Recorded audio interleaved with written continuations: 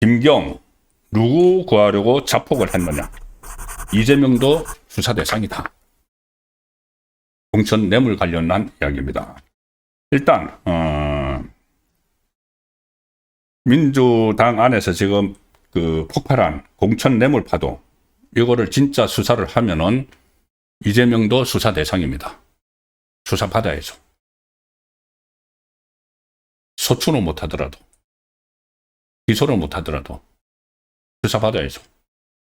이제 많이들 이제 그 인식을 하고 계실 겁니다.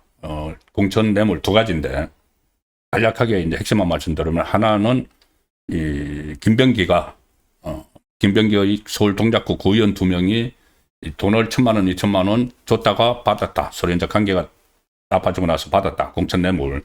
그런데 그 두 사람이 나중에 이 김병기하고 사이가 틀어지고 나서 김병기가 그 2024년 총선 때 핵심 역할을 맡게 되니까 이런 사람에게 공천권을 주면 안 된다고 해서 이재명 대표께로 시작되는 탄원서를 전달을 하죠. 김현지를 통해서 전달을 하는데 이재명이 그거를 묵살을 해버립니다. 어떤 그 조사를 했다는 것도 없습니다. 이것은 범죄 행위죠. 왜냐하면은 이 공천 뇌물, 이 뇌물 사건, 뇌물이든 대가가 없으면 정치자금법이든 이 범죄 혐의를 당 대표에게 그대로 탄원을 했는데 당 대표가 그거를 묵살을 하고, 그리고 그거를 그 범죄 행위를 했다는 의혹이 있는 김병기에게 그 탄원서를 다시 돌려보냈다.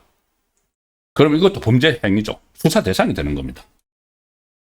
그리고 거기 이제 한쪽의 이 공천 뇌물 파동이고, 또 한쪽은 김병기도 연루돼 있고 강순우하고 녹음된 거 있죠. 그 김경 그 서울시 의원에게서 1억 원을 받았는데 이거 어떻게 하면 좋겠습니까? 막 나를 협박합니다. 이 컷오프하려고 하니까 협박합니다. 기자회견 하겠답니다. 막 울면서 그러니까 김병기가 녹음 다 하고 나서 그걸 나한테 이야기하면 어떡해. 나는 그거 모르는 일로 할 거야. 했는데 그 다음날 공천을 받아버리죠. 단수 공천을 받아버리죠. 그러면은 김병기 외의 다른 윗선이 있다. 윗선에서 찍어 눌렀다. 그래? 강춘우가 위험에 처해서 협박받는단 말이지. 그러면은 간단하네. 그 공천 줘. 공천 주고 입막음해. 이렇게 됐을 가능성이 높죠. 물론 추론입니다. 앞에 거는 탄원서라는 이 물증 비슷한 게 있지만 두 번째 거는 추론이죠. 그런데 그럴 가능성이 충분히 있다. 왜? 그때 김병기가 김병기보다 더 막강한 사람은 친명이었겠죠. 그때가 시점이 2022년 대선 직후니까 대선에 출마했던 이재명 쪽이 완전히 당을 장악하고 있을 때입니다. 자, 그래서 그런 부분들도 의혹이긴 하지만은 수사를 해야 된다는 거죠. 그 상황에서 지금 이 강선우, 김경 관련은 새로운 국면에 들어갔습니다.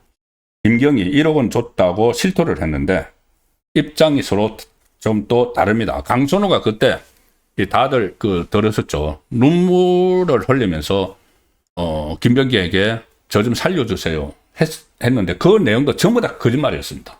지금 거짓말로 드러나고 있습니다. 그때 강선우는 김병기한테 제가 왜 그랬는지 모르겠어요. 저 그럴 사람이 아닌데. 그러면서 자기 보좌관, 지금 남모 보좌관이라고 놉니다. 남모 보좌관이 이 김경한테 1억 원을 받았다. 1억 원을 받아서 공천 뇌물로 받았다.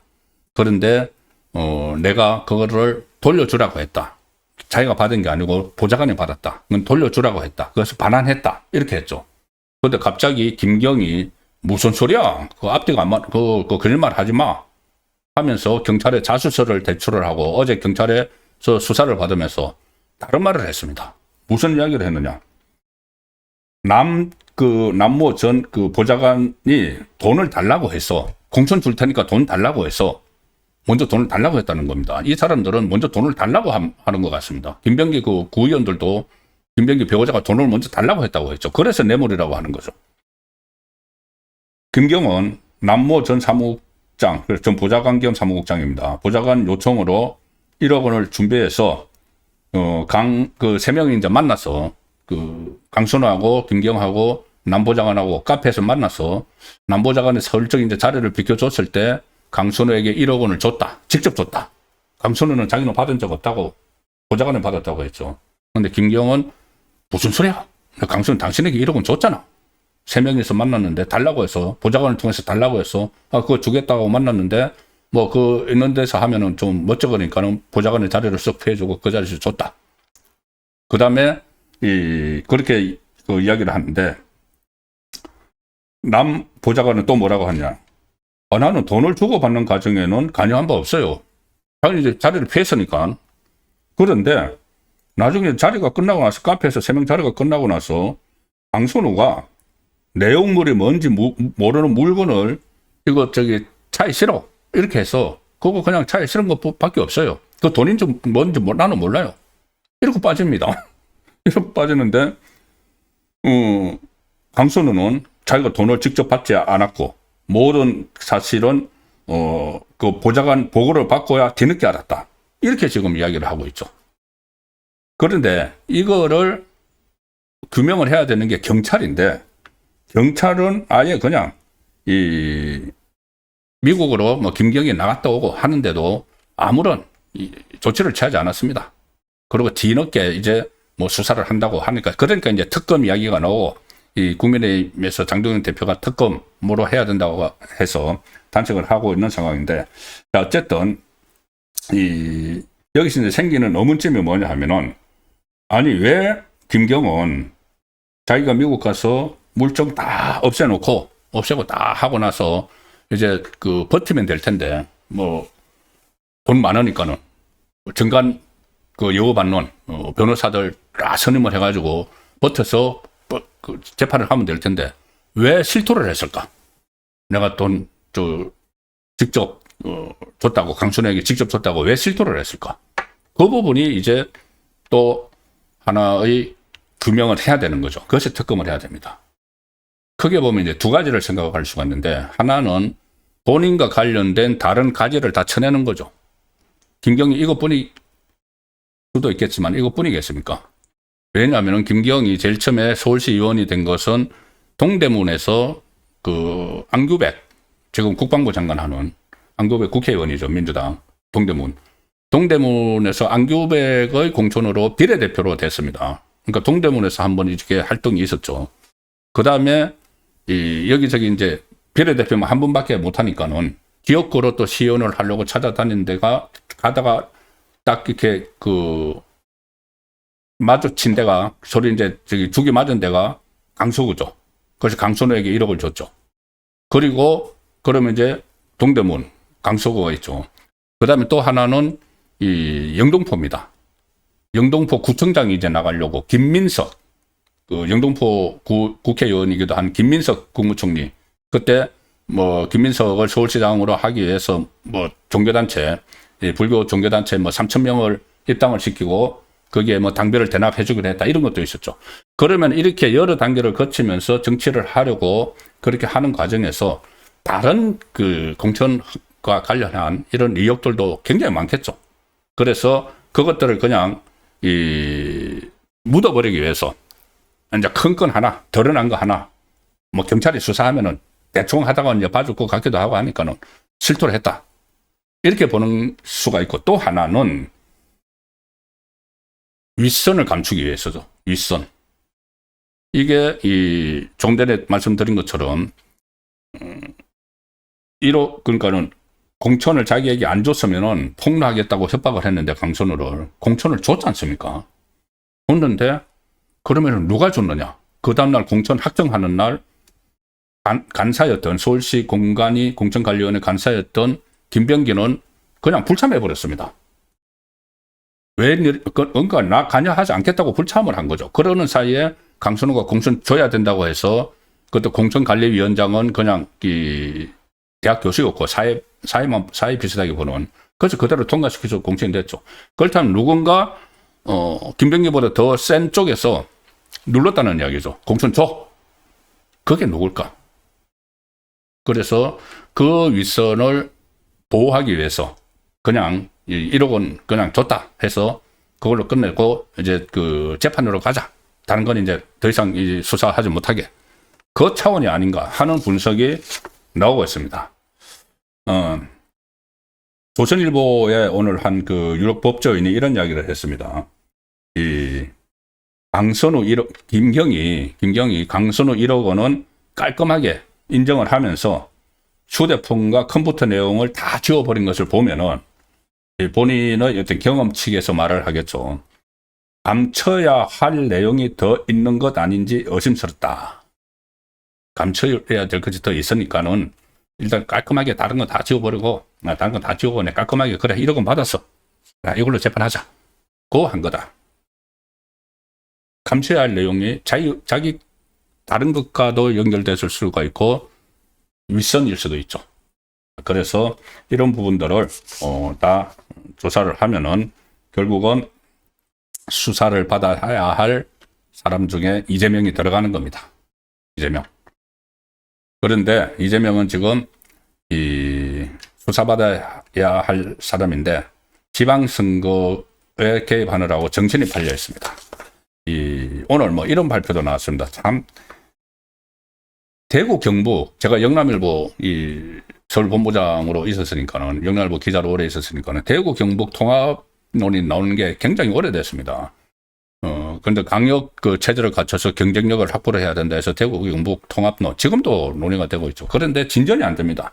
왜냐하면은 관심을 안 두니까 이 중앙정부에서 특히 이재명 정권 들어가지고는 거기는 아예 뭐 쳐다보지도 않는데 지금 대전 충남, 강주 전남 행정통합 이야기가 나오죠.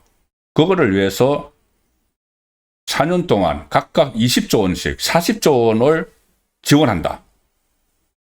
대전 충남에 20조 원, 강주 전남에 20조 원, 40조 원을 지원을 한다.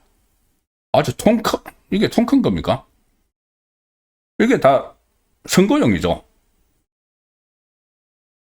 충청 같은 경우는 지금 지난번 지방선거 때 거의 다 뭐 민주당이 다 졌죠. 그래서 그거 이제 캐스팅 보트지니까 그거 이제 확보하려는 그런 노림수가 숨어 있을 수밖에 없고, 호남은 뭐 보상 차원, 뭐 정권 창출의 보상 차원일 수도 있고, 또 조국당 견제일 수도 있고, 이거 지금 이 시점에 이렇게 하는 거는 선거용 아니면 다르게 설명이 안 됩니다. 이재명은 또 그 다음 주에 울산에 가서 또 타운홀 미팅, 지금 전국 다니면서 하고 있는 지방선거에 완전 올인을 하고 있죠. 행정 권력 장악했지, 이해 권력 장악했지, 사법부 전부 다 발밑에다 뒀지, 유일하게 남은 거 지방 권력이죠. 지방 권력을 해서 완전히 이 독재 체제로 가기 위해서 여기다가 올인을 합니다. 40조를 막 풀고. 그런데 큰일 났습니다. 큰일 났습니다. 폭탄이 하나 터지고 있습니다. 뭐냐? 역시 추미애입니다. 조선일보 기사입니다. 조금 전에 나온 기사입니다. 추미애, 경기 이등 시민, 아류 시민, 도민들 분노하고 있다.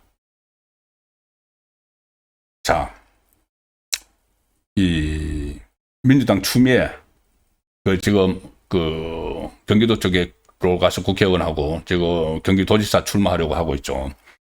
경기도 주민들에 대해서 2등 시민 의식을 갖고 있다. 아류 시민이다. 서울 시민에 비해서 서울 시민에 비해서 경기도민들은 2등 시민 의식을 갖고 있는 사람들이고 아류다. 본류는 서울 시민이고, 이런 발언을 한 것이 뒤늦게 지금 확인이 됐습니다.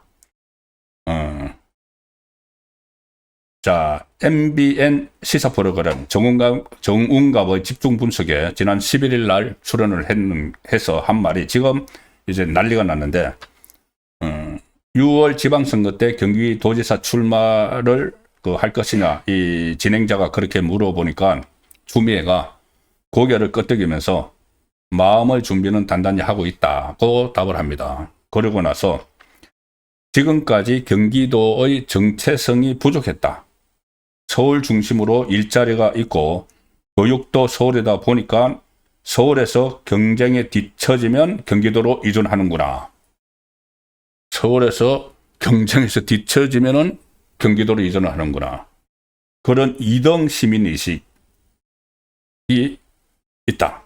경기도의 독자적인 정체성, 이런 문제를 참 풀기가 어렵다. 고 하면서 2등 시민의식이 있다. 그러고 이런저런 이야기도 하다가 미래의 경기도는 그런 아류 시민에서 탈출하고, 아류, 본류가 아니고 아류. 서울에서 적응 못하면은 갔으니까 2등 시민. 서울이 본류니까는 서울에서 경기도로 갔으니까 아류 시민.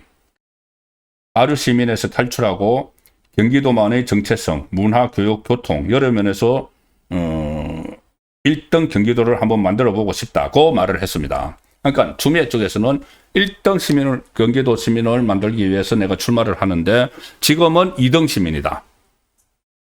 이거를 뭐 추미애 쪽에서는 1등 시민의 강조점을 뒀다고 하지만은 현재 상태는 2등 시민, 아류 시민 이렇게 표현을 해버린 거죠. 과거에 그 보수정당 사람이 이부망천 이야기했을 때도 취지는 비슷했습니다. 뭐 이혼하면은 뭐 부천 가서 살고, 그 이부 망천 망하면은 인천 간다. 그래서 인천 그 부천 폄하 발언 이렇게 해서 그때 난리가 났었죠. 선거에 막 그 악영향을 미쳤죠. 근데 그때도 원래 그쪽 취지는 이부망천인데 그런 도시를 뭐 좀 제대로 세워야 되지 않겠느냐 이런 거지만은 그때 현재 상태를 그렇게 폄하를 해버린 겁니다. 지금 현재 상태로. 구매도 똑같은 거죠. 지금 현재 경기도는 2등이야. 2등 시민이야. 아류 시민이야. 그리고 어떻게 보면은 나고자야. 서울에서 적응하지 못하고 이런 발언이 나온 겁니다. 이거는 제가 이제 경험칙상 선거 체제를 많이 해본 경험칙상 이것은 지금 국민의힘이 이거에 대해서 문제점을 제기를 하고 뭐 경기도 시민사회단체들에서 들고 나오고 있는데 상당히 큰 영향을 미칠 겁니다. 이 선거 그 분위기에. 지금 이게 그때까지 쭉 이슈가 되진 않겠지만 막판 선거전에 가서 이거는 분명히 불거질 수밖에 없고, 그래서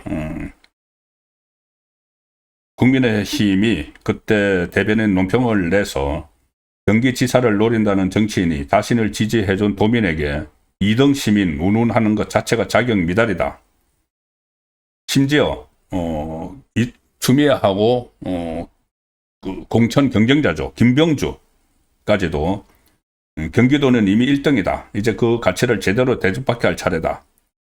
경기도는 서울에서 밀려난 두 번째 선택지가 아니다.